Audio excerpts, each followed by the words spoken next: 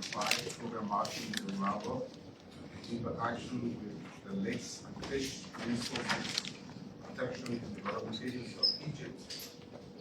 We are here now at the corporate headquarters of the National Fisheries and Aquaculture Authority.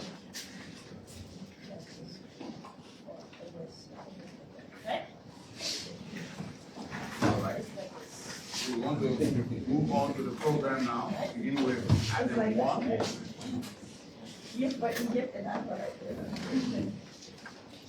We call on Honorable William Wabwa, Deputy Director General of Technical Services of Nafaa, to do the welcome remarks.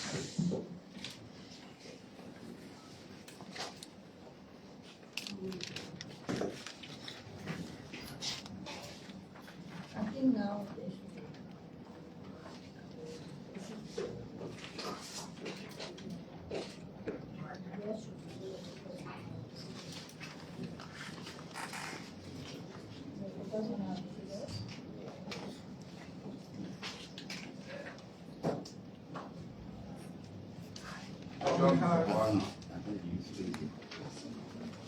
of the government of Liberia to the National Fisheries and Aquaculture Authority.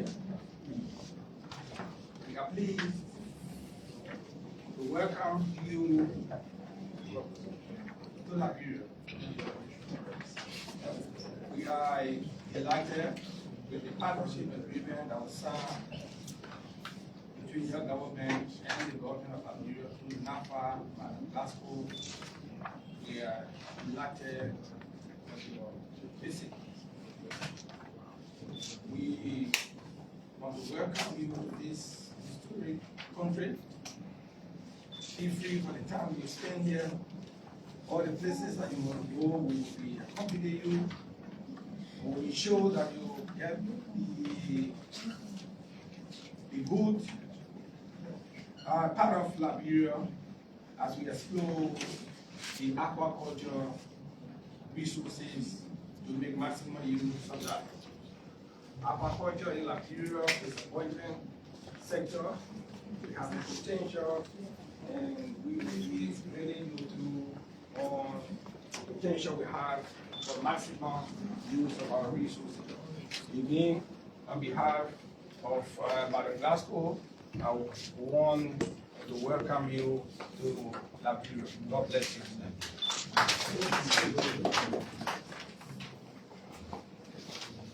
Thank you very much, Honorable Board, for the welcome remarks. Let's go to introduction of Nafaa staff. It will be done by the Deputy Director General for Administration, Honorable Augustine M. Manwala. He's going to do that so that our guests can know who all are in the program. Thank you. Good morning. Given the task I've been asked to perform, I would like to join Mr. Boyd to welcome each and every one of you here, especially our delegation from Egypt. It's a pleasure to have you. So we have some of our staff, our key staff members here. Some are out on a field.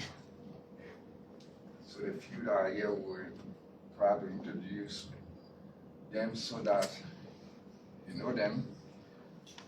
In the course of your stay here, you have the time to interact with some of them. And so I begin with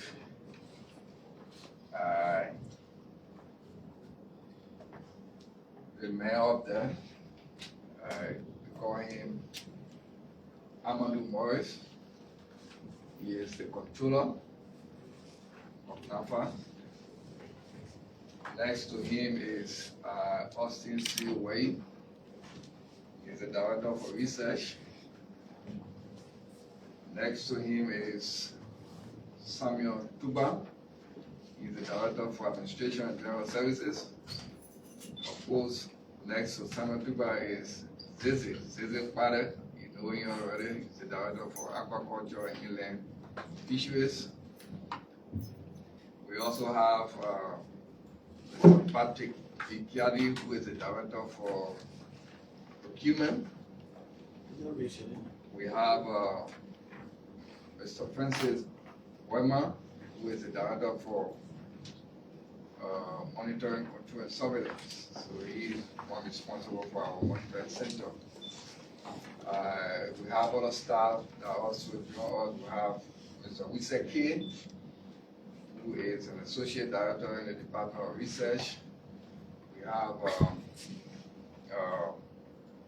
Mr. Howard Malley, who is also an associate director in the Department of Aquaculture and Fisheries.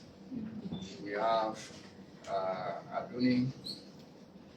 Adoni is also the staff and manager, right? The manager in the Department of Research, responsible for quality control. We have Sonkale. Sonkale is also staff in the Department of Research and also responsible for quality control. We have, are you going, my own man? Jeremiah Wampuna, the great, is also a staff, a manager in the Department of Marine Fisheries and Environment. These are the department responsible for the small-scale fishing. The gentleman there, Matthew Dolo, is also from aquaculture, right? Aquaculture department. We have a very beautiful lady sitting close to me there, Florence Reeves. She is a very diligent staff who just returned master in agroeconomics, right? Aquaculture economics. So she'll be one of those you'll be working also, but she's also in the Department of Aquaculture. We have our water scientist, call him water scientist, Gregory, right? The pleasure to have you, and then another beautiful lady there, Patricia. She's very hard working and diligent, one of the staff in administration. We're trying to move her now to aquaculture so that she can be able to perform well. We also have Mr. Gator-Smith, who is Melvin Gator-Smith is one of the managers in the Department of Administration and General Services. So if you are here, okay, friends, Abraham Sa is the man, the manager in the FMC, what we call Fisheries Monitoring Center. He's a veteran, he has work experience, he has stayed more than 15 years in that department, right? So he got good experience. Of course, the man who coordinates the media, he is Luis D.B. Kono. He is the Director for Communication and Media Services of the National Fisheries and Aquaculture Authority. It is my pleasing duty to also introduce Mr. William Waboy, who is the Deputy Director General for Technical Services. So all of the aquaculture, marine fisheries, FMC, they fall under him. My name is Augustine Manobala. I am the Deputy Director General of Administration. So I deal with all the administrative issues, policy, planning, finance, and all of this stuff. And again, I'm honored to introduce our Director General, Madam Emma Metye Glasgow, who is the head of the fisheries sector in Liberia, Director General of the National Fisheries and Aquaculture Authority.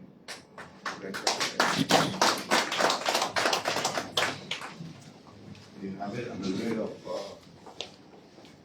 top features here at Nafaa being introduced.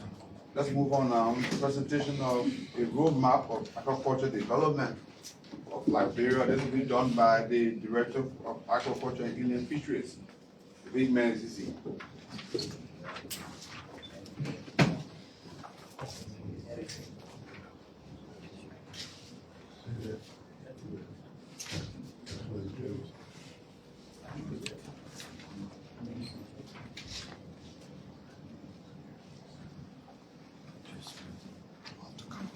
PowerPoint so you can adjust more.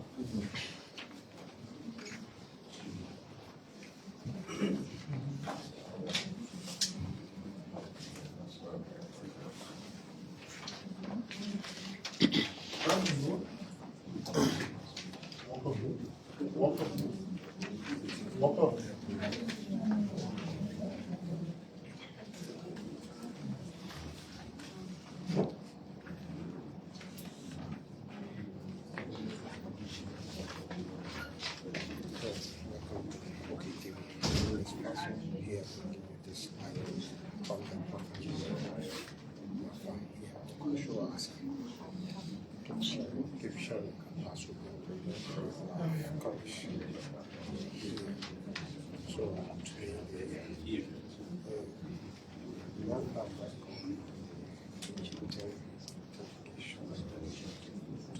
Is that me showing map?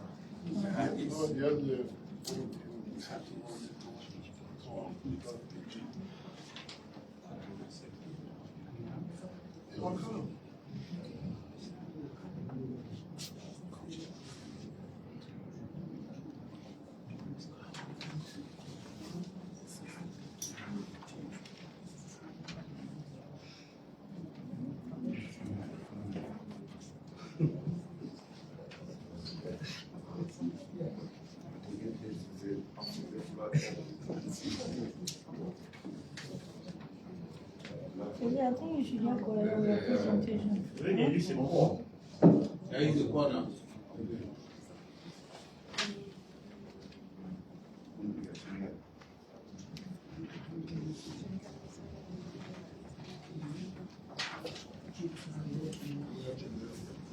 So let me just make it busy.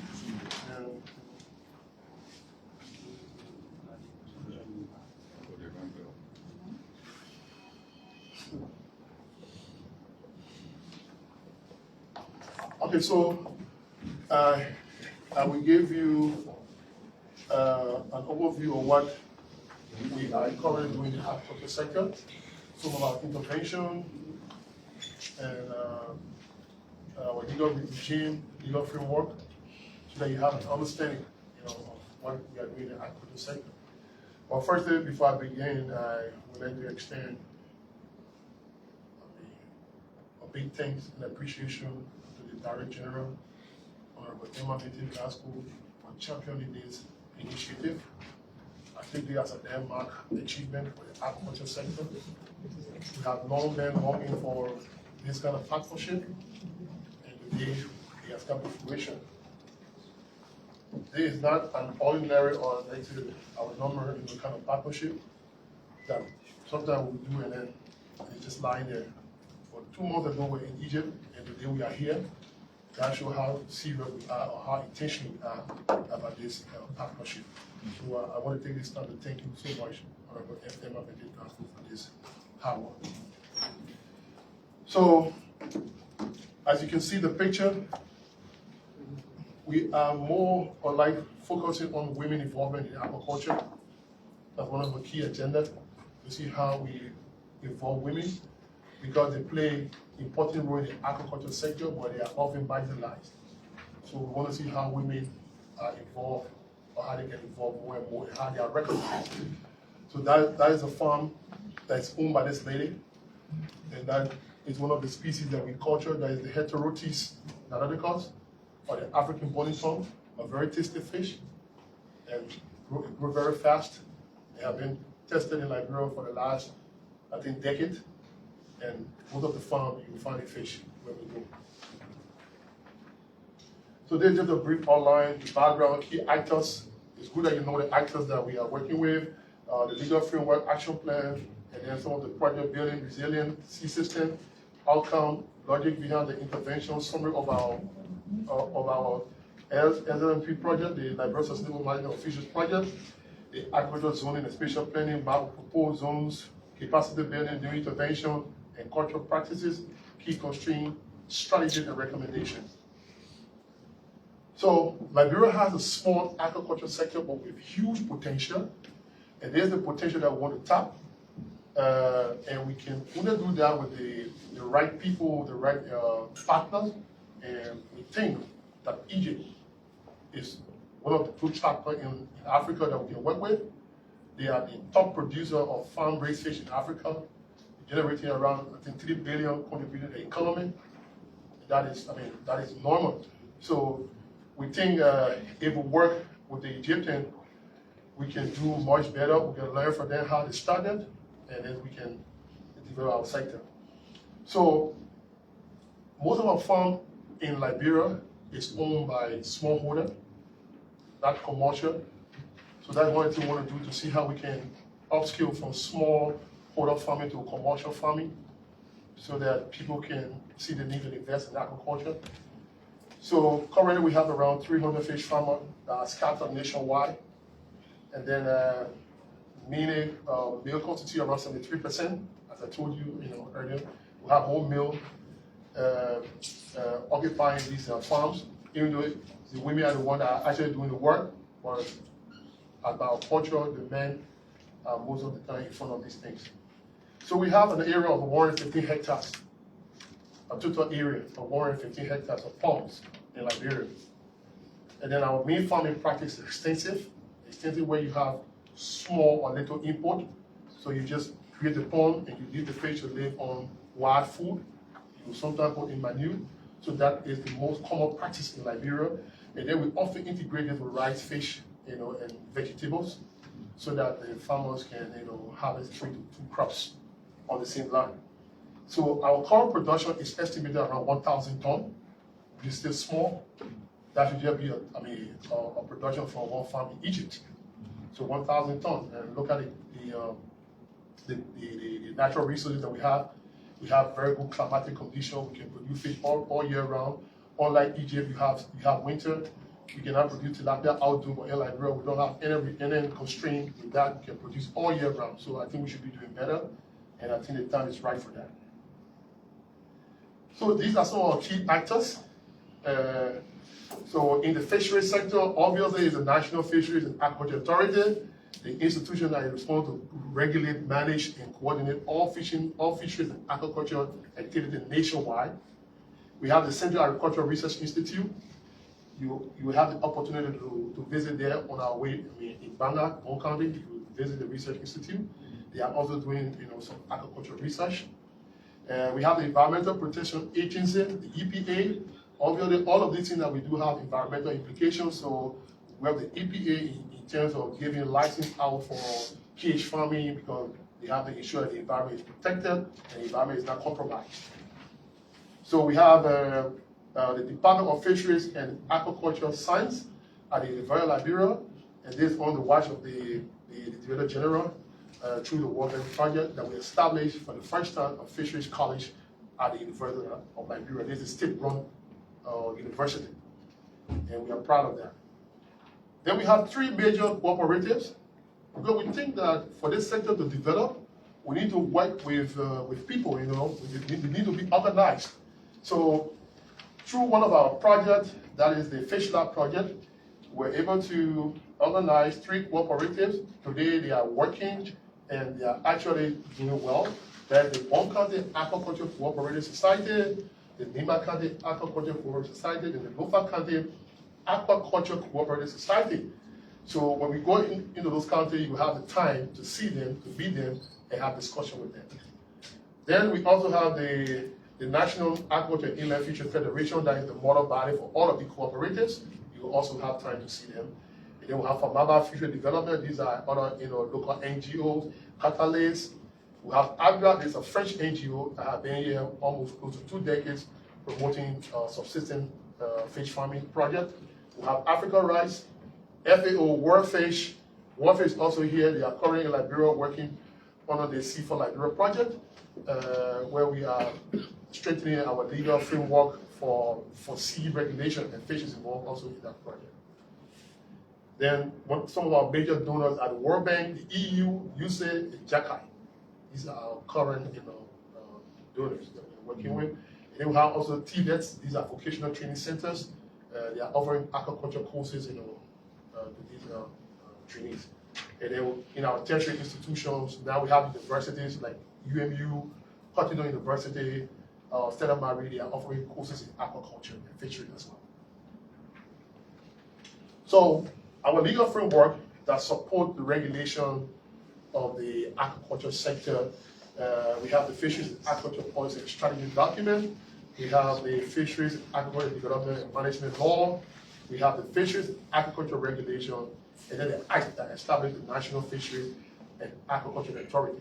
So you cannot run a sector where you don't have all of the legal framework. It's important, to have all of the legal framework to safeguard the orderly development of the sector. And then we have in Stubia, on the World Bank, we are also developing management plan that will support the implementation of this legal framework. So, under the FAPS, the action plan of the aquaculture sector is detailed in the revised fisheries and aquaculture policy. The FAPS clearly state the mission, vision, and short and medium long-term goals. So the policy objective is to systematically develop aquaculture through good governance, coupled with appropriate technology and infrastructure, and established by supporting legal and institutional framework, and enabling agricultural business environment, and highly trained, knowledgeable, and skilled workers and farmers meeting national fish demand deficits, leading to increased national nutritional intake and for export to foreign remunerated market for foreign exchange. So that is the key objective. We have an annual deficit of around 40,000 metric tons.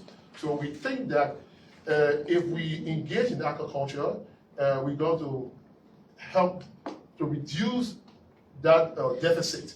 And then that will also add value to our currency because it will help cut down importation into the country because we are a net importer of fish. Just as we have the second longest coastline in West Africa next to Nigeria, but we still import a lot of fish in the country. So in order to do that, we have to increase domestic production, and one of the ways to do that is through fish farming. So the key objective is to develop aquaculture to meet national fish demand deficit, thereby reducing hunger and improving national intake, job creation, foreign exchange. So past the current intervention. So a couple of years ago, the European Union supported this development of smart innovation research and agriculture project. There's the DESIRA project that was funded by the EU and implemented by Africa Rice and World Fish. That was between 2019 and 2023. 4 years, it was a 4-year project, valued around, I think, 5 or 6 million euros. And that project helped to spread out this farming practice of integrating rice and fish. So before then, this was practiced in 3 counties, but under this project, it extended to 5 other counties, Bapolu, Mangibi County, which you will visit, Grand Gita, River G, Maryland. So these were the counties that, this intervention happened in those counties, yeah. So we also had a fish lab project. These 2 projects were built on the same, or implemented on the same model, integrated rice and fish. But for the fish lab, they were more focused on fish, as opposed to the DESIRA project, they were focused on rice more. So it's like the DESIRA, they were focused on 75% should be rice and 25% fish. But the fish lab, they wanted more fish, so 75% fish, 25% rice. But it was all about integrating rice and fish. So this is the most common practice. When you go into the rural area, you see a lot of that farming system. Then we currently have the EU, that is building resilient seed system for rice, cassava, cowpea, cocoa, and fish value chain. So their project is currently ongoing. We have our focal point. Harris Mali is the focal point on that project. And I think we have started on a good note. We did a market surveillance study a few months ago to gather information on market on aquaculture products. And we should hit the ground running this year, with full implementation. Then we have the Liberia Sustainable Management of Fisheries project. This is the World Bank project. This project has done a lot. This project going to see how the sector, the aquaculture sector, develop. It's focused on infrastructure. Under this project, we're going to develop the state-of-the-art aquaculture facility, aquaculture center in Clay Hatchery. One of the challenges that we have is infrastructure. You cannot develop aquaculture when you don't have the right infrastructure. In Egypt today, Egypt is booming, their development, the aquaculture is booming because of infrastructure. You have to have laboratory for testing. If there are issues with disease, and then maybe you want to also test your feed, to know the post-mint, to do the post-mint analysis of your feed. All of that cannot be done like that because we don't have the facility. So, under the watch of the Director General, she saw the need that we focus on infrastructure development. So at the clay hatchery, which we are on the process now, you're going to have laboratory for testing, you're going to have a training center, you're going to have a fish feed production center or testing facility. All of those facilities are going to be there. They're going to be a unique facility that will support aquaculture development in the country. So these are just specific constraints, analysis from the building, resilient sea system for rice, cassava, cowpea, and fish. So some of the challenges that was identified from carrying Nafaa students and other smaller groups are all captured in here. So these are some of the outcomes of the Seed for Liberia project. So they will improve knowledge on target crops and fish in Liberia, their diversity and preferences, demand, supply, and major player, and the financial, organizational, and managerial of their respective sea system. It will also enhance the capacity of the Central Agricultural Research Institute, the National Fisheries and Aquaculture Authority, and the Ministry of Agriculture, and students at public and private institutions in Liberia to sustainably produce, store, and supply breeder seedlings of target crop variety, including bio-fortified rootstock and quality fries of improved strains of selected fish species preferred by consumers. So the project is not just going to look at because we want to do fish farming, so we just take any fish. So they did the market surveillance study that take into consideration consumer preference. Which one the consumer prefer? And I want the question you're asking today about the kind of species.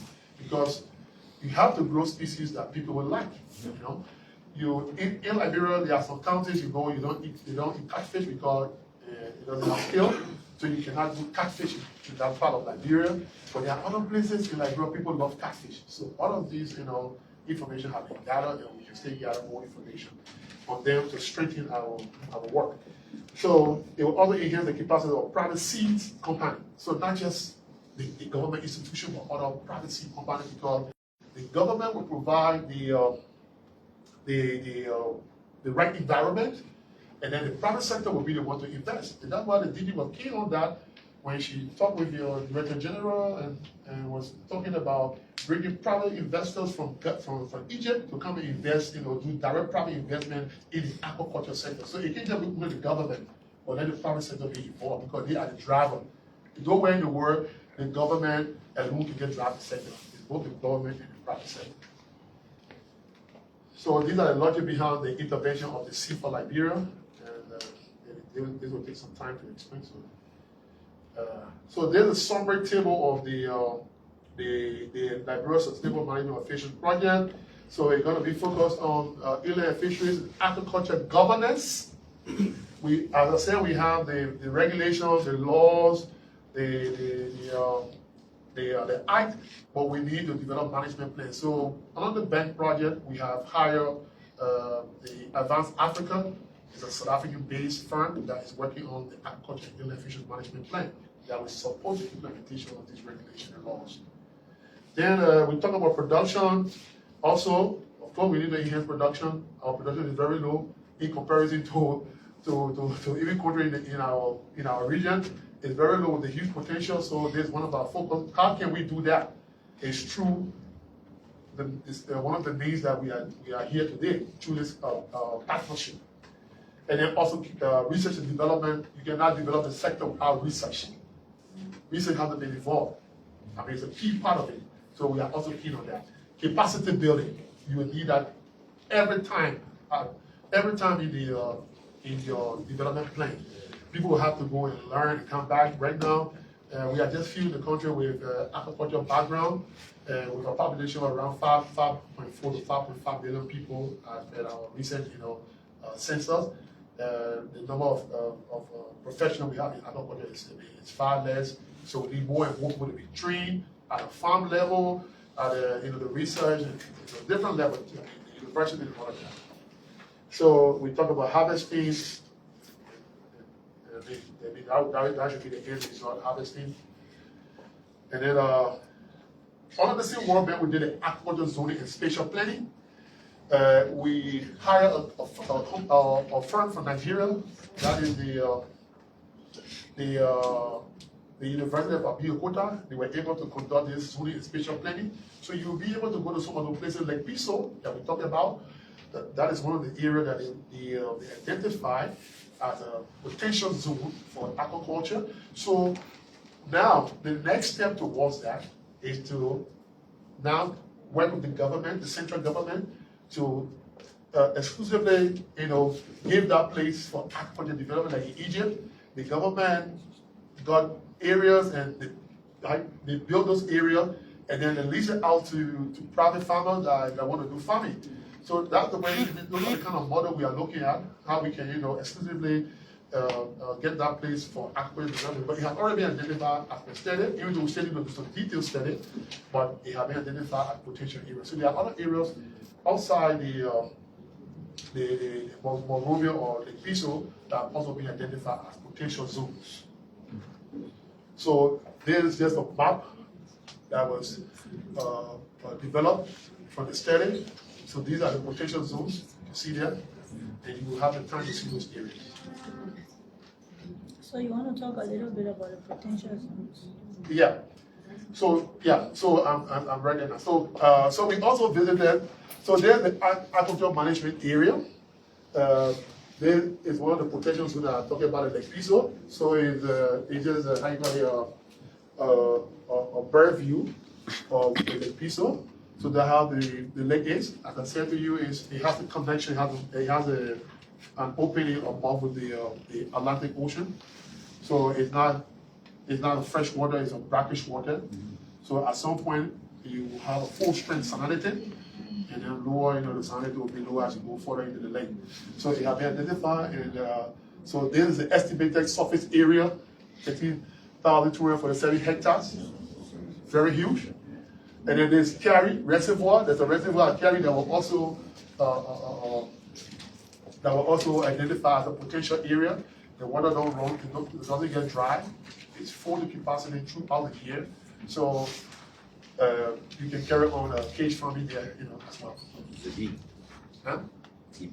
The depth, I think around between 15, 20 meters around there.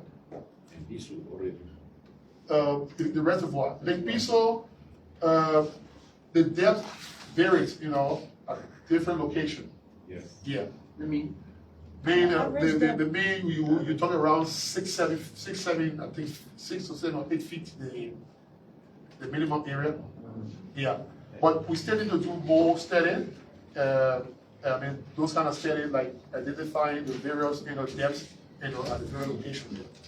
So what would be the average depth in terms of cage farming? Average depth? we talked about the depth because when we need to build a cage system in the lake or in the reservoir, we need until 10 meters. 10 meters in depth. Yeah. This is the minimum. Yeah.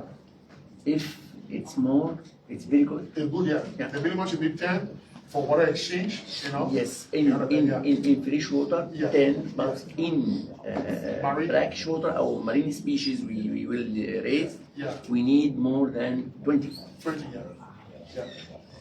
So some area will require dredging and all of that, some areas. So we should be very, very specific as to this is an opportunity that we don't want to miss. Yeah. So if Lake Piso does not have the potential in depth, then Lake Piso cannot be a preferred location for cage farming in case they want to go into cage farming immediately. If you're saying Lake Piso has a depth of 7 meters, then we cannot That's be. the lowest part, the lowest part, yeah. So the study did not inform the depth. No, the study did not do, the entire. So I think you brought the equipment that will Yeah. be able to do the depth. Yeah, we use to test the depth. Yes. No, we don't have advice today. We got some advices for water quality analysis. Water But quality we can when we visit Lake Bisu, we can make survey. Yeah, there are other things You you can- can get a boat and We can, I think we can, we can do that. Yeah, so you don't need, too much sophisticated, There's rope, so You can something do a like rod, that. or, put a long rope. But why would they not earmark any river right here on the road? What's it? Simple. Simple River. Yeah, Simple River is also identified, but again, it varies in depth, based on the location. Yeah, but there are cages that have been launched. in But Simple did you put Simple as a Yeah, Simple, yeah. Simple, because we were along the Simple, even in Bonkan, some of the places we go in the Simple River is a long stretch. Monserrado, probably through, I think, Magibi, Bon, Lofa. Yeah, Get onto the reservoir after this. the spillway, yeah. Yeah. Yeah. Well, the piece is a Ramsar site, so you have to consider that. Yeah, and we said that we know there's a Ramsar site, I mentioned that, but, yeah, the Ramsar site, the introduction of cage farming will support the conservation, because the thing about the Ramsar site, they don't want people to, overexploit the resources, so if we can bring alternative means of livelihood, that can support even the objective of the Ramsar. Okay, so my commitment is that before before we run up this mission, we will be able to agree on a prime location Yeah. to do a pilot. Yeah. Whether the piece is just earmark, but Yeah. it might not be, at least now, Yeah. you've informed us that the minimum depth in water that is 10 Yeah. meters. For marine species. For what? Marine For, species. for marine species, we need 20. minimum. Yeah. So you've not identified a particular river. We have a lot of No. water bodies. You want You got a to lot of water bodies, but to be referenced, these rivers are, most of them are kind of very shallow, some of the rivers. Yeah. So they require dredging. There are areas you can dredge. Like on the C4, they are going to do sand mining, and they have dredged some area, they have to increase there. Okay. Yeah, so. Yeah, the depth is important, yeah. We report.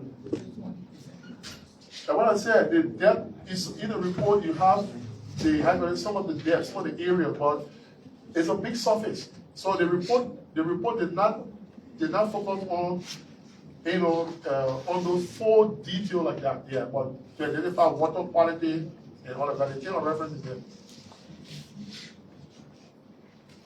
But we have a very big sea, so we could do mariculture in our sea. Nowadays, we try to do this pilot project with Norwegian With rivers and lake instead of the sea, right? lake. The northern one are very close to the Mediterranean Sea, but it is brackish water with low salinity. Brackish water with low salinity. Yes. Yeah. That means it doesn't have And shallow. too much iron in it. Like your lake, it's about 3 to 4 meters in these lakes, so we don't use the cage system in it. But in the sea, nowadays, we put some procedures with Sterner company, it's a Norwegian one, to establish a cage system in the Mediterranean. Well, you haven't tried one in the Atlantic. You tried it in the Mediterranean. Yeah, But you haven't tried it in the Atlantic. right, yes. We can do that. On one of the visits, I will try to accompany you. I will join one of the visits because this is such a priority for us, and we have to make timely decisions, so that once you go, you can know that, okay, we already have identified a prime location for us to start piloting this project. So maybe when you are going towards Nimba, I will join the visit, the tour, and we'll just go and spend 1 or 2 days there to see how we make sure we get a prime location. Because I'm not too sure about Lake Piso now that you have discussed the depth. It's a shallow area. It's really a shallow area. So now you have said that you're looking for 10 meters in depth. I don't think the Piso can be that, can I use the The lake has the depths vary, so there are potential areas that are up to 10 meters. So even if you go on the lake, the map right now, I just show you. You have areas that are up So to okay, so what's the furthest depth? the deepest depth that I currently see is around 12 meters. 12 meters? Yeah. Well, Yes.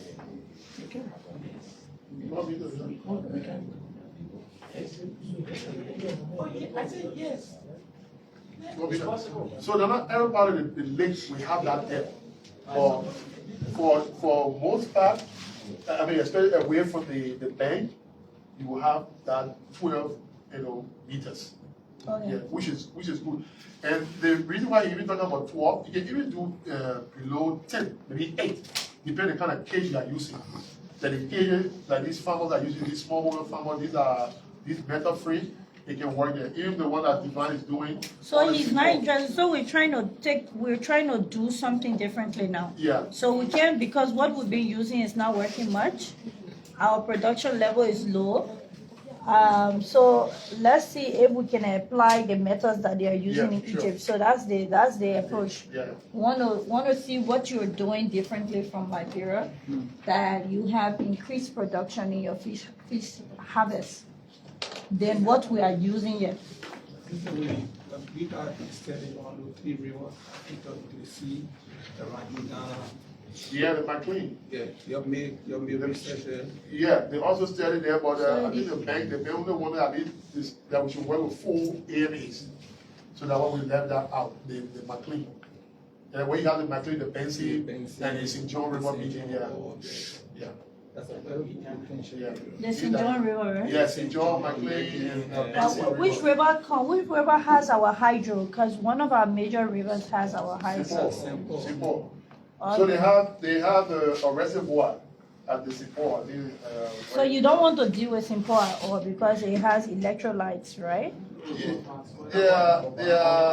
There are issues, environmental issues, and all of that associated, especially around the hydro area. Like for instance, at some point, the reservoir, we were discussing on the possibility of doing, let's say, cage farming, right? But then at that time, we were told that the water there will be used for, let me say, municipal, water, for communities. Yeah, so that was the issue, but I don't know what the current status is about the reservoir. So you were saying something about the reservoir. So Beyond The spillway, the reservoir is actually deep. So the depth there, some of it is around 12-15. So I think for me, so say we have issue we'll visit and see if the so we move on to capacity building. So we are also very involved in capacity building through the Civil Library Sustainable Management of Fisheries project. We're able to hire a water-based firm, Aquqcaltur. They came here and they trained, I think, about 10 of our farmers, right? 10 of our technicians, and then I think 12 farmers. So that training was held last year in Kakata in Bon County. And today our farmers are proud of the training. They are applying, some of the lessons they learned from the training. We receive calls from them showing appreciation for this training. So new innovation and cultural practices, so construction of the state of the aquaculture center, that I'm talking about, establishment of a regional aquaculture center, that was in the making, but I think we are still working around that. Establishment of the Department of Fisheries and Aquaculture Science at the University of Liberia, because you can't have a sector, like for instance, you have the mining sector, and you don't have school that offer degree or programs, for students, So the way to go about address the capacity issue is to establish, these colleges, in the Liberia University. So Nafaa has taken the first step towards that by establishing the Department of Fisheries and Agricultural Science at the University of Liberia. And that this should be the third semesters now since the department was founded here. So adoption of smart agricultural production technology for easing the cage farming, resident integration, and agricultural recycling system. So there are other farmers that have been testing different systems, and you will have the opportunity to visit those areas. Sometimes they will tell you that the sector will evolve, right? When people see the potential and they see the market potential, right, of the sector, no one will tell you to come and invest. Like if someone knows that people need rice in Liberia, you find people to start bringing rice, right? So now that there's the Nafaa publicity and the engagement of Nafaa have gotten this message across, so people now know the importance of aquaculture. Every day we are receiving requests for permit. They want to bring fish, they want to do this, they want to do that. Before then, it wasn't like that. So people are getting interested. So we have different systems. People have tried this cage farming. I think 3 or 4 months ago, one of our farmers that Nafaa sent to Ghana that was trained for 2 months in Ghana, harvested around 3 to 4 tons of tilapia from the cage. It was just an experiment. And then we had a president visiting that farm, and he was very impressed with the production. So these are some of our key constraints. The lack of quality seeds and fish feed for increased fish production. So that's why we are establishing the hatchery, the clay hatchery, the clay center. And then we are also strengthening capacity of local private hatchery. So today, after here, we have the opportunity to visit 2 of these private hatcheries so that you can see what they are doing. So through Nafaa and through Nafaa support, we're able to bring gifts. And today, those farmers are producing, some sort of private figure for the gift tilapia, and they are experiencing good production. So I think we are addressing some of the challenges. The ability or no access to loan for startup capital. So this is one issue. Some people want to do farming, but the banks that we have here, we have a high interest rate and short payback time. So sometimes the farmer takes the money, it's like you are putting a lot of stress on yourself, because as soon as you take the money, maybe the next week or next month, you should start paying. But agriculture, it will take you 6 months, right? If you put your fish in the pond, they have to take you 4 months depending on the size you want. So you can't start paying right away. So the government and partners are looking to that to see how we can identify an agricultural bank that farmer can have access to, to loan, and can have a long payback time so that they can, increase their production. So we also have adequate human resource, as I said to you earlier on. We are not many. So I can say 10, 12%, 14% in Liberia, that number is sufficient. No. In Egypt, you have a lot of professional people in Egypt.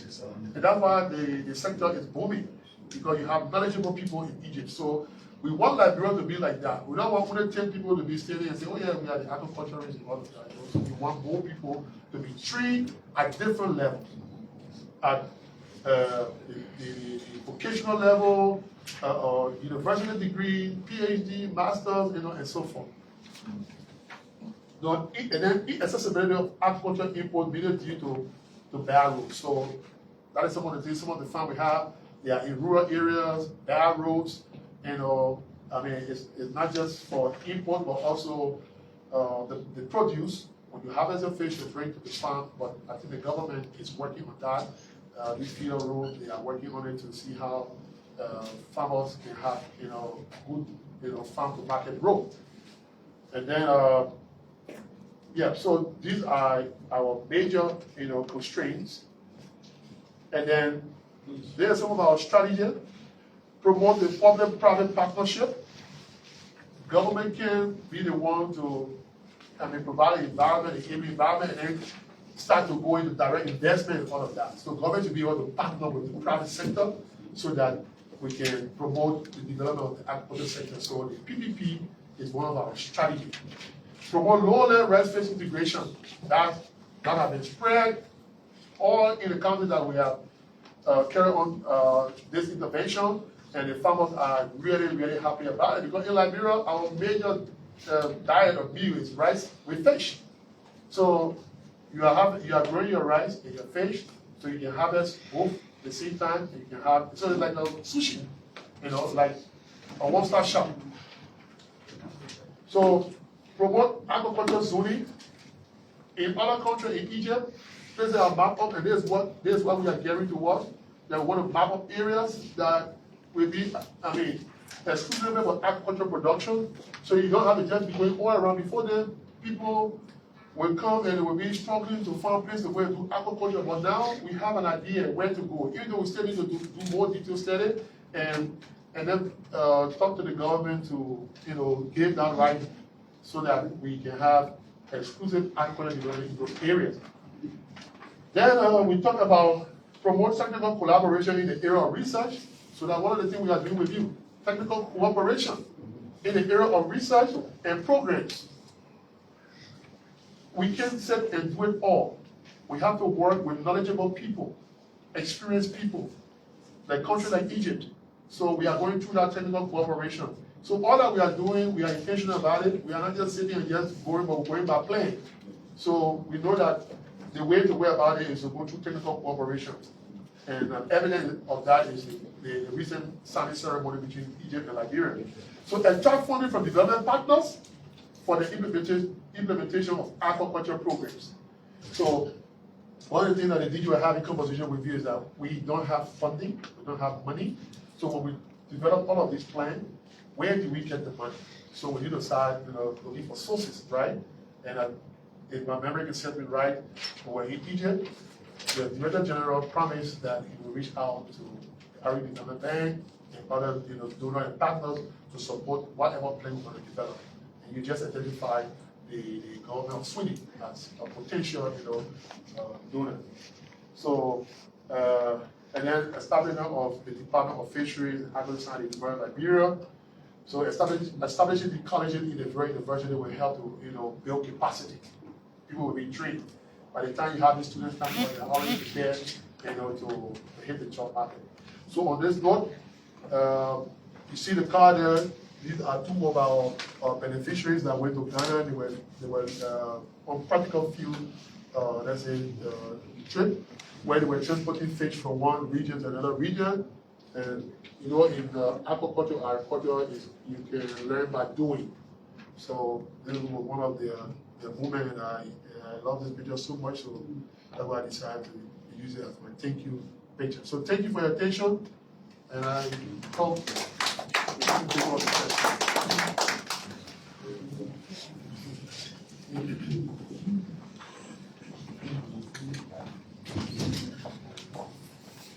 Splendid presentation there by the Director of Aquaculture on where Liberia is and how Liberia intends to get to where Egypt is.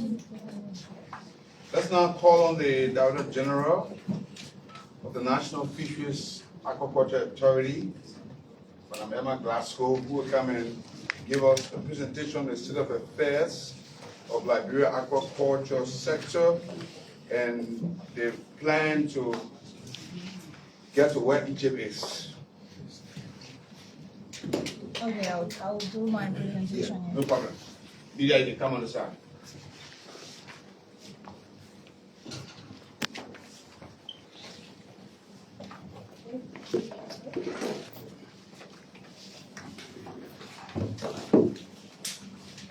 Good morning, everyone.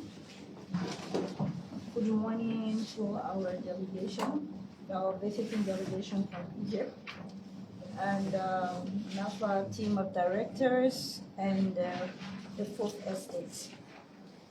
Today's visit is a demonstration of Egypt's very strong commitment to the partnership with the government of Liberia. And I wish you a pleasant warm welcome to the Republic of Liberia, the oldest country in Africa. I would like to also thank His Excellency Abdel Fattah al-Sisi, President of Egypt Republic, and his government for their strong leadership role in the Africa region through many tangible development initiatives, as well as what is being witnessed here today. I would also like to thank Major General Al Hussein Fahat Mohammed, the Executive Director of the Lake and Fisheries and Protection Agency of the Republic of Egypt, for keeping his promise by sending his high-level delegation, a team of experts, to Liberia in the first months of the year 2025. This really shows strong commitment, and we want to say a big thank you. This team comprises of Engineer Hang Mohammed Mabruk Ibrahim. Can you wait? The General Manager for Fish Resources and the General Authority for Fish Resources Development. Dr. Daulat Al-Hassin Mohammadin, veterinarian. And so when I announced that we have fish doctors, and many person was wondering, how can we have a fish doctor? But here we have, yeah, she's a fish doctor from the Lake and Fish Resources Protection and Development Agency. And Dr. Ahmed Sanyedin Mohammed Sadiq, Head of Central Department, General Authority for Fish Resources Development. We are very impressed with such level of high delegation. So the general public, the main aim of this visit is to conduct a comprehensive assessment, and it's also a fact-finding mission so as to gather first-hand information on how to develop a national aquaculture strategy towards making Liberia food sufficient. You saw in the presentation, we only need 40,000 metric tons to solve our problems. While you produce over how many million metric tons in fish? 1.6. 3 million? 1.6. 1.6 million. For aquaculture only, you produce 1.6 million. And we only need 40,000 to solve our entire problems. So you see, the solution is right with you. Yes. And so we are looking forward to strengthening this partnership in order to meet our set objective in making Liberia food sufficient. In so doing, this effort will reduce our net importation, it will increase our local fish production, and it will create jobs, which is the key priority through these activities for the general public. The Liberia through Nafaa will also be able to transition from subsistence fish farming to commercial fishing activities, thereby subsequently leading to increased exports. So you saw that through the presentation, and why it was very important that he did the presentation, you see that our fishing sector is dominated by smallholder fishers. And once it's dominated by subsistence fishing, even in many more years to come, it will still be at a particular level. It won't be able to grow. So this is why we are going to this partnership, to see how we can have more sustainable, increased production, increased technique, introduction of new technology. You know, these are things. And even when I did my own tour just 2 years ago, I saw that most of the ponds, they don't have enough oxygen content. So they don't grow to table size fish. The fish is always very small because they're not using the right techniques. There must be special techniques to be introduced, whereas they'll be able to get the value for the fish. In fact, even at one of our famous hatchery, the fish size for 1 year was not more than my small finger. They couldn't grow And we noticed that the feed content was part of the reason why our fish wasn't growing enough to table size. The oxygen level, there should be some circulation of the water going in and going out. The water system, most of those things, and even we are not testing the quality of the water before introducing a new species, which is some of the things that you'll be bringing light to. So all of these things has contributed to an underperforming fish farming sector in Liberia. And we'll use this opportunity to tap on your experience, the wealth of knowledge that you bring, to see how we can be able to improve our fishing industry, wherein we become food sufficient and we export. So just minus 40,000 from 1.6 million metric tons, and just see how our problems will be solved. So the government of Egypt, after this fact-finding mission, based on the MOU and the conversation we had in Egypt, is also committed to sourcing funding for an investment in aquaculture. As we discuss our country with the very scarce resources, and so it's very important. And this is why we'll be exploring a lot of opportunities, either through private partnership, and also through sourcing funding from our development partners. But I just will prefer more private partnership. You know, anytime the sector is driven by the private sector engagement, the growth is at an increased level. And so this is one of the conversations we had in Egypt on the margins of the signing ceremony. In fact, when I went there, I was very keen on saying that Dr. Doa, I was like, can I see your business community? She said, but this is just one day notice. So we're very keen on attracting some of your strong private sector from the business community in Egypt, because from our investigation, it's the private sector in Egypt that actually drive your fishing industry. And in Liberia, we have very low participation of private sector. Very, very low. So that is why we have that. This is some of the contributing factors for us to have an underperforming sector. Because one will phantom, why do we have all these water bodies and yet we don't have increased production? And why are we still producing, why are we still depending heavily on imported fish? So I went for one of these conferences and I was with the Minister of Madagascar, and he was telling me how they export 90% of seafood from Madagascar. Yes, and how they have very increased export, and I was very impressed. And I said, but we are also a coastal country, but we are the reverse. We are an import-based economy. We are importing almost 60% in terms of import in our production level, both from the few industrial ships and our local production from the canoes. Is about 16 to 18,000 metric tons of fish. That's what we produce locally from our waters. So imagine that is almost nothing.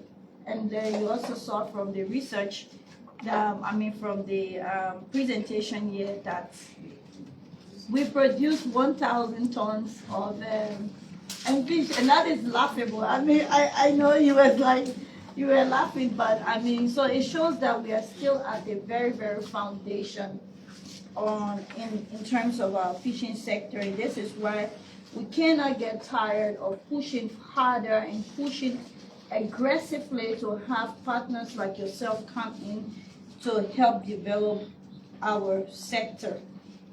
And so we think that this cooperation too will also help us to bridge the knowledge gaps in the sector, especially skill development. It's not only the literate side of having a DSE, but the labor workforce.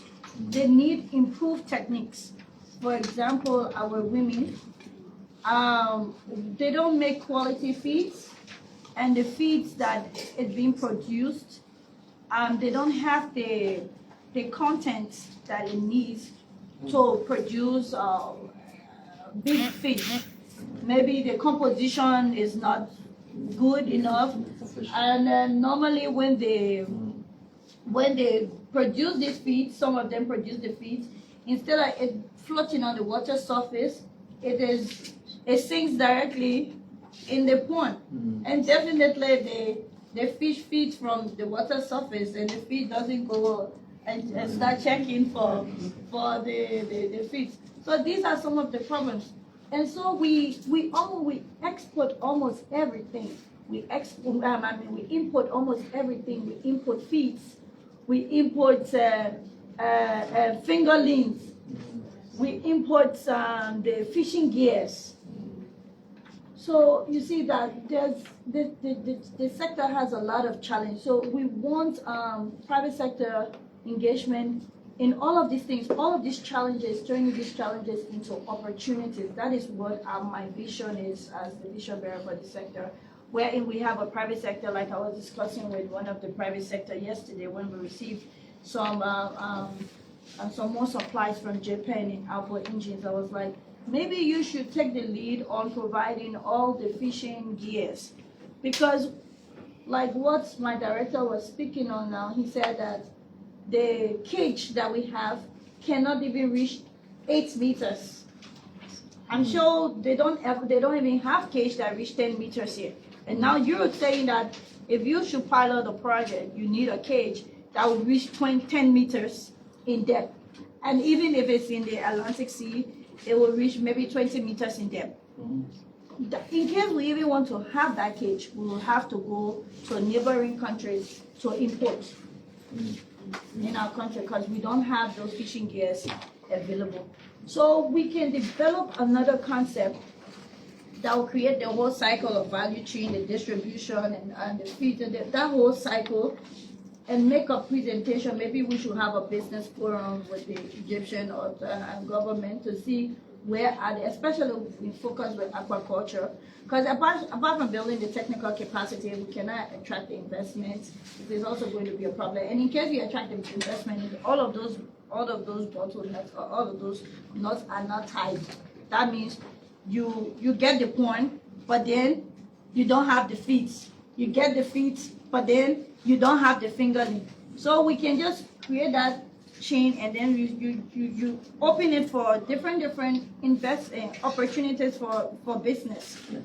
And I'm sure this is something like a food for thought, that once we pilot a major good project, a major one, wherein we're not producing 1,000 tons. I mean, we do a project that the minimum production will be 5,000 to 10,000 metric tons per annum. The demand for aquaculture here will increase. I think because of the very low production and the scarcity across the country, so there's no demand because there's nothing that is doing. But once we go in with that kind of project, with increased production, you see many persons will get more interest in having aquaculture. So we just need an initial investment, and that has to go through that kind of corporation. So I just brought this to your attention. So it's also a food for thought. Again, on behalf of the President of the Republic of Liberia, His Excellency Joseph Yomabwakar, and the peace-loving people of Liberia, I wish you a warm welcome and a pleasant stay as you continue your visit to Leeward counties, which shall include Nimba, Lofa, Bong, Kipman, and the other counties. Thank you very, very much for your listening attention.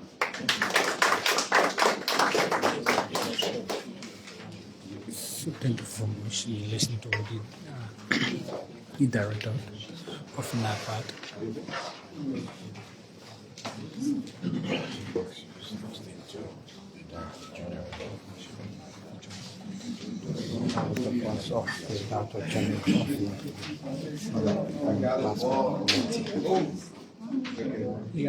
All right, we'll move on. Thank you very much, Madam for the statement.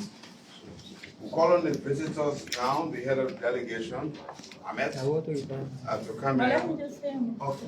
You can sit over there. If you want to do a presentation. You want to do a presentation? Yeah. Okay, fine.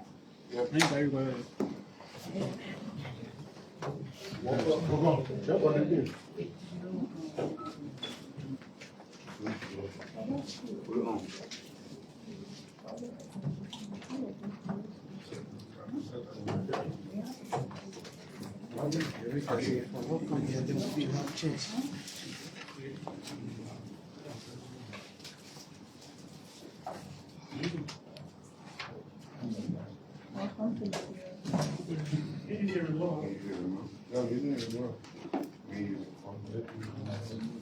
You coming home?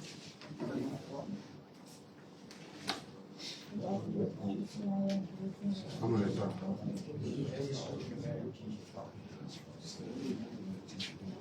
That's the remote battery.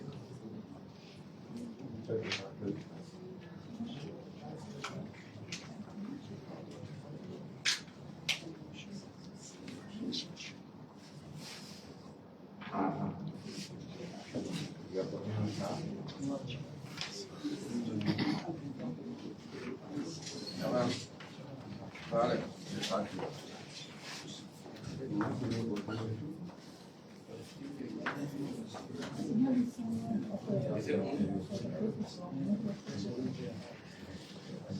Good afternoon, everyone. I'd like to express my pleasure for being with you here in Liberia on behalf of Major General Hussein Farhad, CEO of Flakes and Fish Resource Protection and Development. He sent all of you his greetings from Cairo and hope to put by our delegation to Liberia to put the first step for a very, very good cooperation between our countries.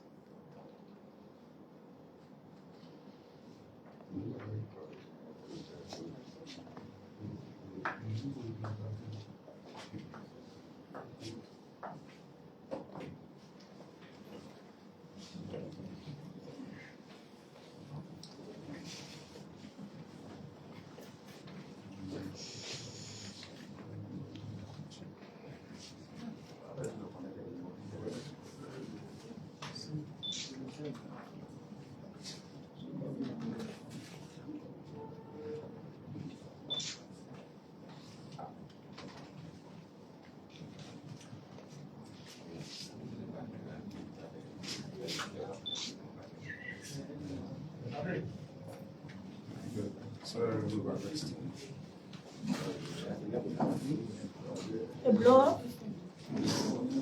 What happened? Huh? Can you change the power to the generator?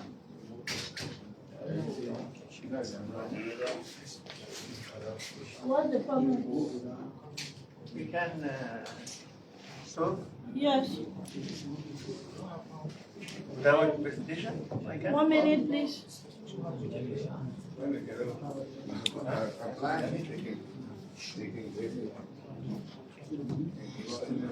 So I give up?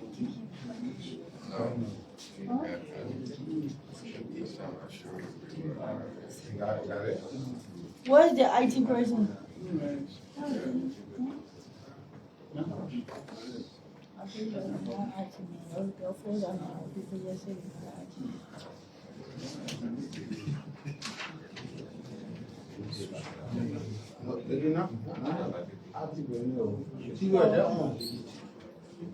So I think the TV blow up? So what is the problem? All trying to determine.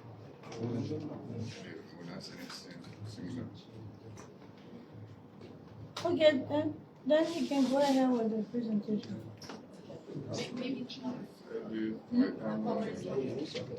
It says plugged there. I'm seeing the light.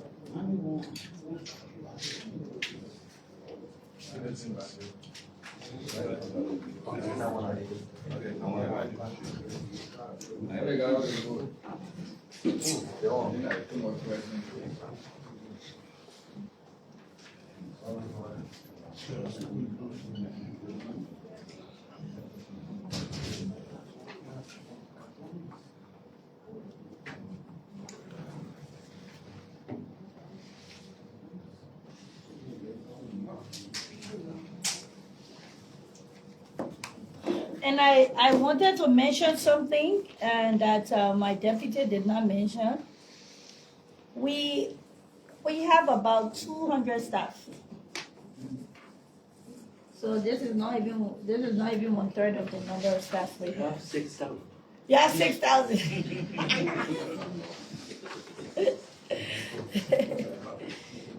Okay.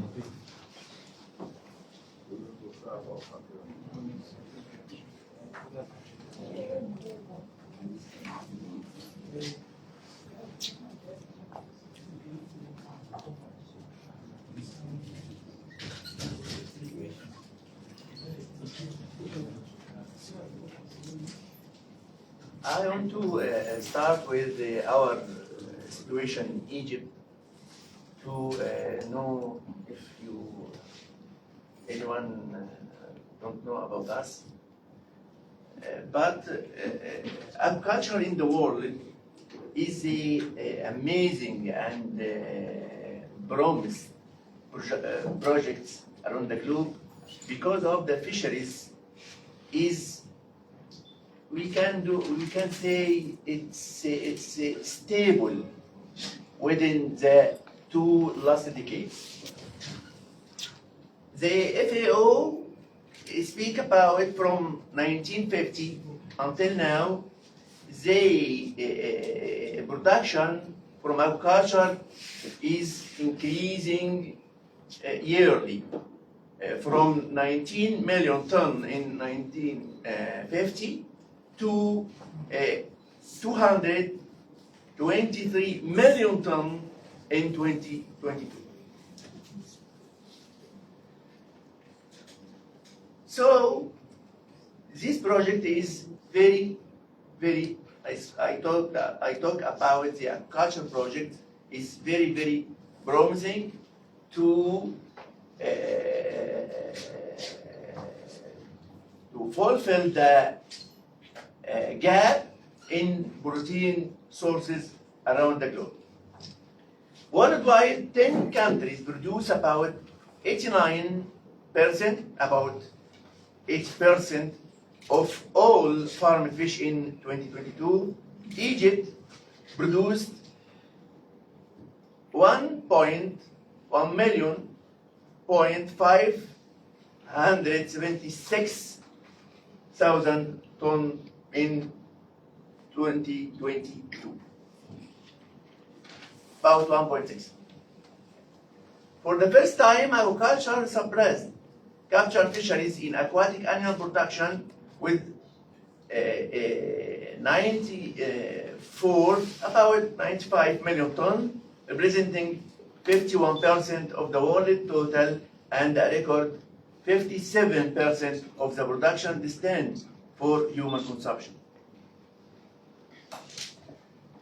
Aquaculture is the production of aquatic organisms under controlled conditions throughout part or all their life cycle. Its development can help meet future food needs and ease burdens on natural resources. In Egypt, modern Egyptian aquaculture began after the operation of High Dam in Aswan. When government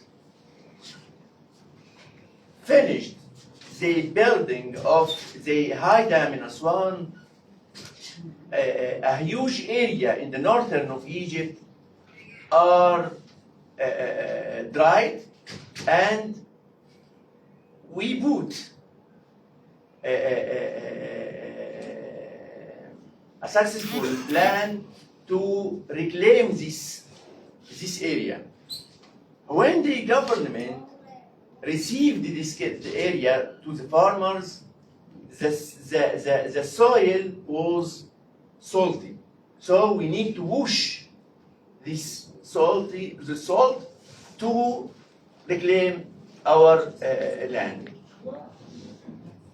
At this point, the government put another plan to use the fresh water from the Nile to wash this land by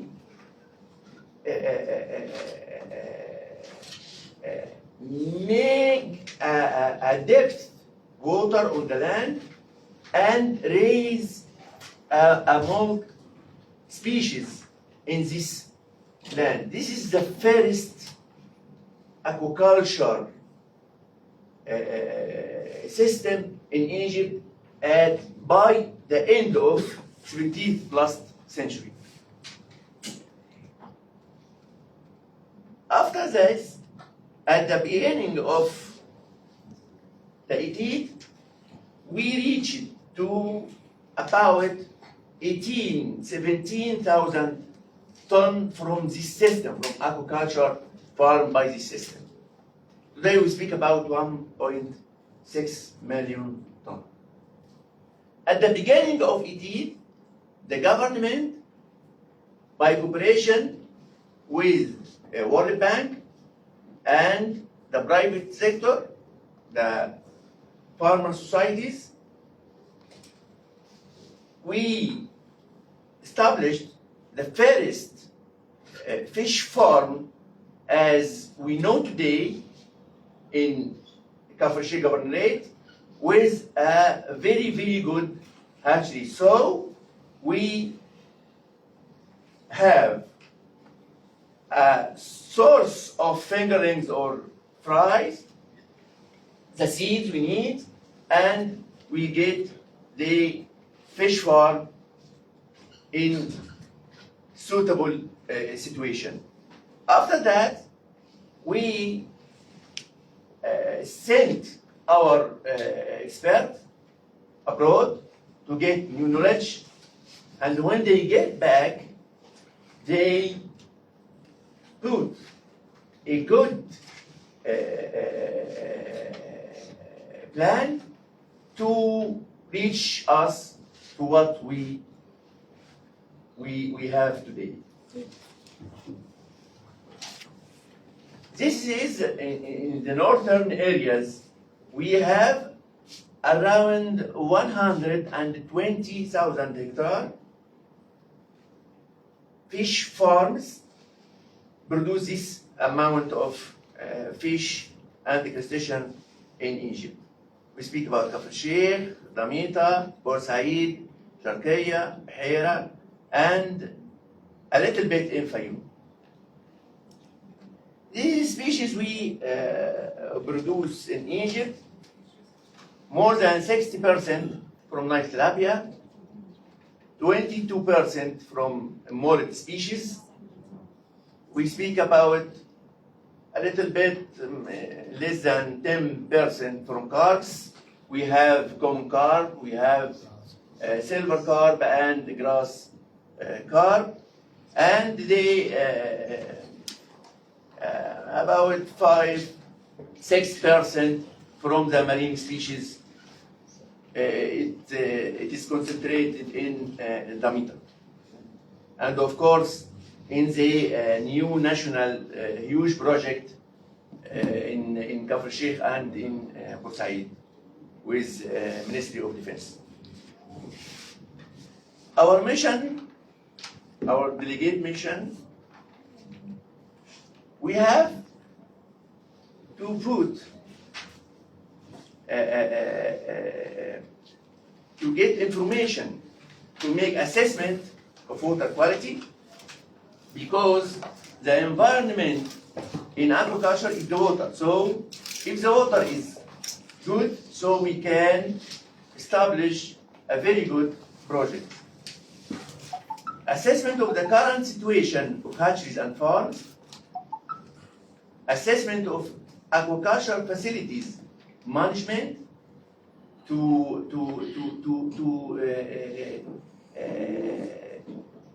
know what it is matched with the best aquaculture practice or not. Assessment of aquaculture workers' skills, assessment of fish feed processing. Our goals, this mission, upgrading aquaculture farms and hatcheries to achieve the best water quality and selecting suitable fish species for culturing. Improvement aquaculture facilities design, because maybe I have a very good water quality parameter, but with insufficient design, it may be cause to move this water quality to bad water quality. Improvement management of aquaculture facilities, improvement aquaculture workers' skills, and selection suitable sites to implement new aquaculture projects. The methodology, field visits, of course, we need to several aquaculture production sites, communicating and meeting with stakeholders to evaluate the current situation, collecting water samples to analyze the most important parameters for aquaculture by several measuring tools we have.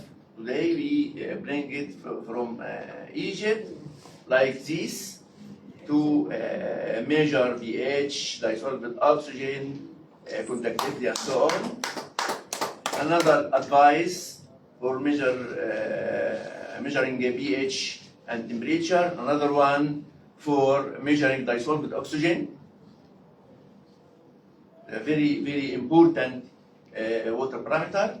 And another, the last one, to analyze the heavy metals, because we will visit the reservoirs, and I know it has heavy metals. Thank you very much. Thank you very much for your attention.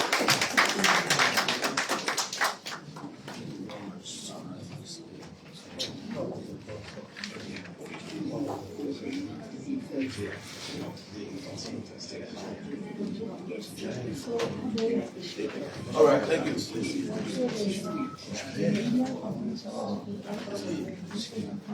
All right. All right, so we turn the floor now to the media to interact with the DG and the children delegation, especially Ahmed, the one who made the presentation.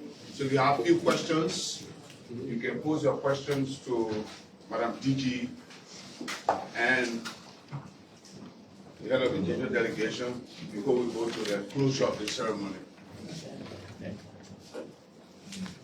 Let me keep the ball rolling. Yes. Yeah. I'm Augustine from Teen News Liberia. I'm concerned about the duration of this assessment. How long will it take?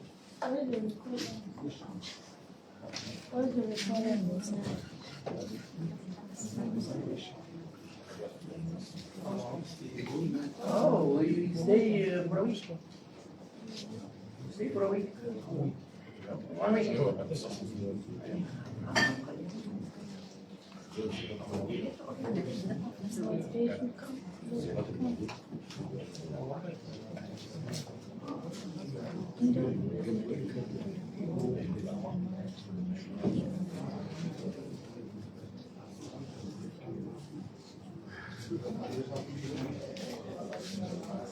Yeah.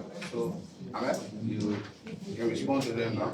Yeah. Again, the duration. The public is We stay. ask questions. You are free to ask like 3 or 4 questions.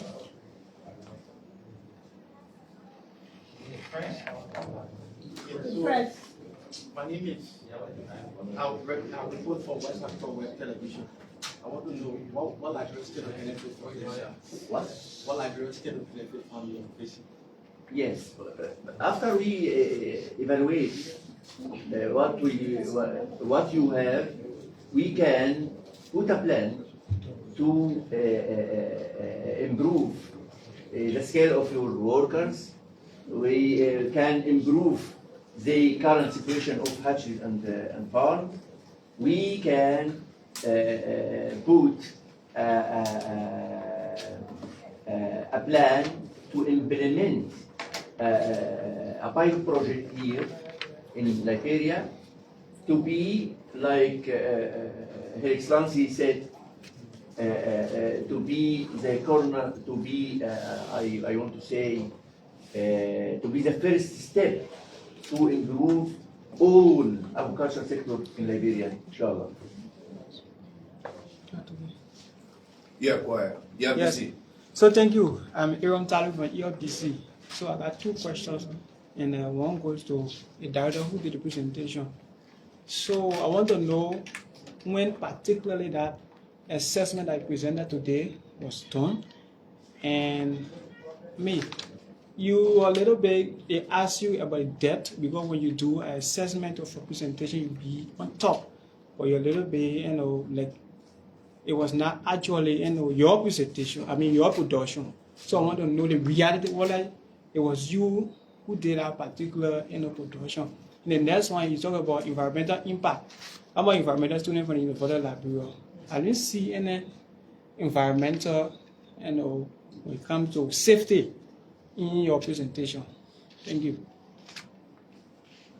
Okay, so the work, if we're listening, I said, was conducted by a firm from Aquqcaltur University.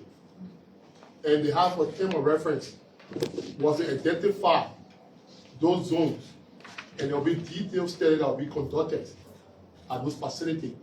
And those detailed study will now tell you the depths of those areas. But the scope of the work was to identify those areas. So it's not detailed. It's not a detailed study, but to identify those sites, and then the kind of intervention, they can do the detailed study to identify the various depths at the various location. Then you talk about environmental issues. We know that, as I said in my presentation, that aquaculture has environmental implications. So I even said that before people launch cages and whatsoever into this river or water bodies, they have to get permit from the Environmental Protection Agency, the EPA. So we don't just work alone or in isolation. We have our own scope of operation of work. So if someone wants to do cage farming, they have to go to the EPA, where they will have to do the ESIA, the Environmental Social Impact Assessment, and then before we can issue them the permit, we are only there to issue aquaculture permit to give you the go-ahead to do your aquaculture work once you have gotten the permit from the EPA. I emphasize that in my presentation. That's it. Yeah, so I still want to see clarity. I understand that such a work, you need a risk assessor that will be assigned with a group. Whether that group have a risk assessor, because if you want to do a farming particular place, you got people residing there, and every activity or human being got environmental impact. But you have risk assessor assigned with them when they're doing the research. The front? Yes. It's not the environmental impact assessment. I told you they were identifying location, site. Yeah, I keep saying it. You want to identify areas, suitable area, and those areas they will do detailed study. When they're doing detailed study, all the risk assessment, risk issue will come into play. Yeah. Yeah, I have a question. This is West Africa Web Television. I was just hearing about what's benefiting from Egypt and other partners. What does our partners including Egypt say we benefit from Liberia? Okay. So in the partnership agreement, we also talk about some cooperation in the monitoring, control, and surveillance, where Liberia tend to have a little urge with regards to that. As you know, we have a big maritime program.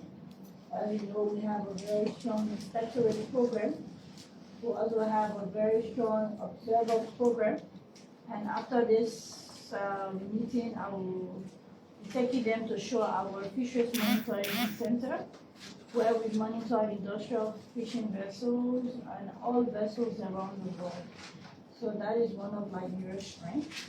And I think we can do some information sharing with that and some exchange of, some exchange program with that. And that's what we're going to explore partnership in the areas of monitoring, control, and surveillance. And why I would like to boast of this as an advantage to Liberia is because there has been a lot of investments in that sector by international partners and training our workforce in that sector and building our capacity in that sector. So we have high satellite monitoring devices that we monitor, like the sea vision, the AIS system, the global watch, the Paria watchdog. Those are all high technology software and satellite monitoring systems where we manage, we monitor all vessels across the whole world.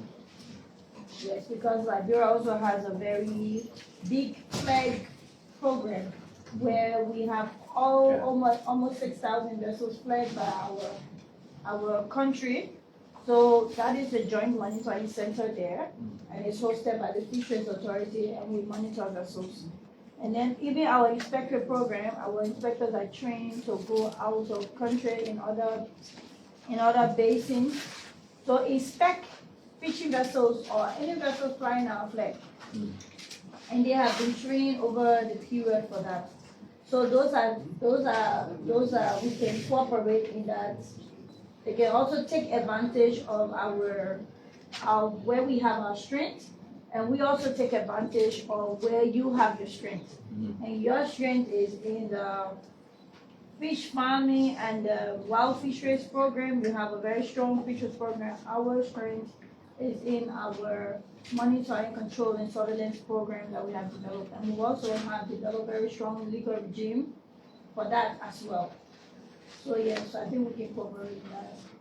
Yeah, another question. You have the workers here who are taking the time to follow the Nafaa program. Is there any plan of incorporating us in the county tour?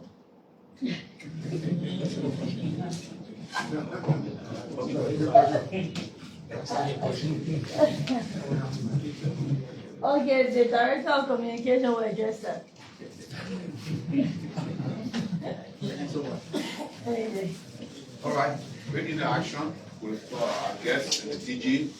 Let's now bring this program to an end. We are calling on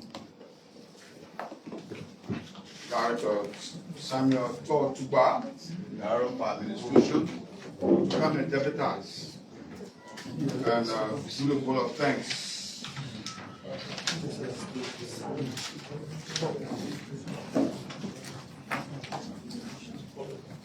Thank you very much.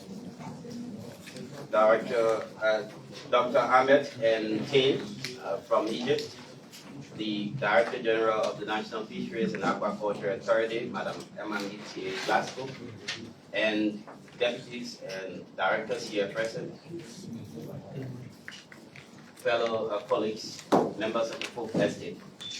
The National Fisheries and Aquaculture Authority is very pleased to have you visiting with us, and we say thank you for accepting to come and assess the aquaculture infrastructures we have and be able to provide support to us in wherever way that we will need those assistance based on your assessment.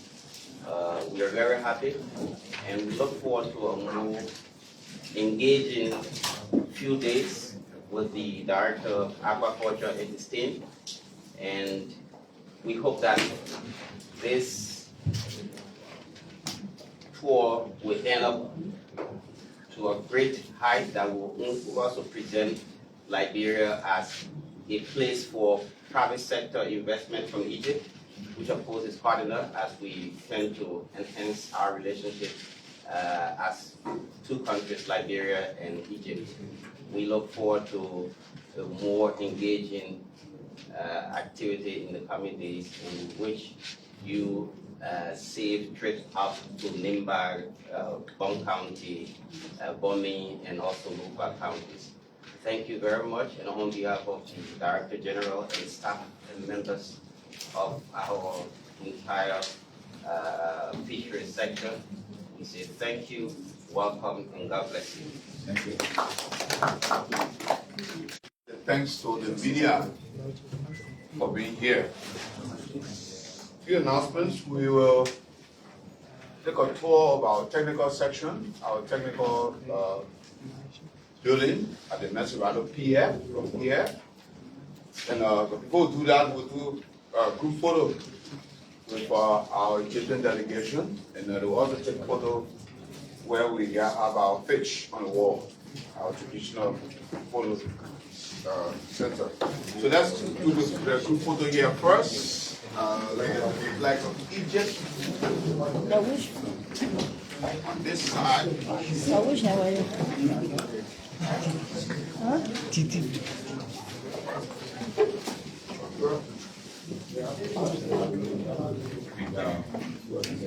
So first, the two of them first. No, they come with the delegation. Okay. Yeah. First with me and the Egyptian delegation. Yeah. And then the next one with my two deputies. Okay, welcome. Okay, let me go now. Do a photograph.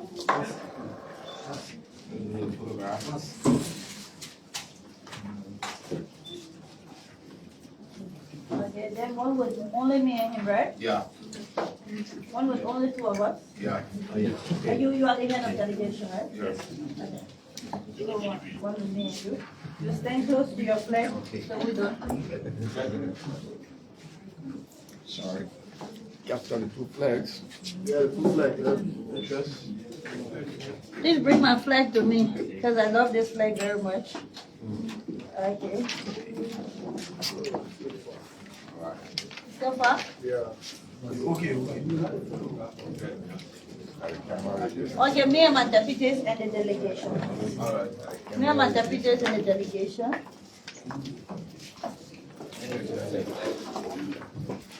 And then after my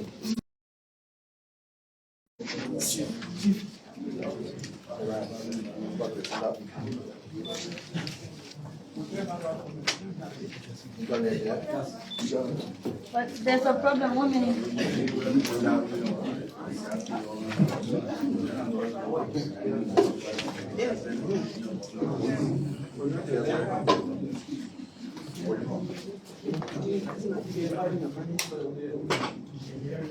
This is what you like, right?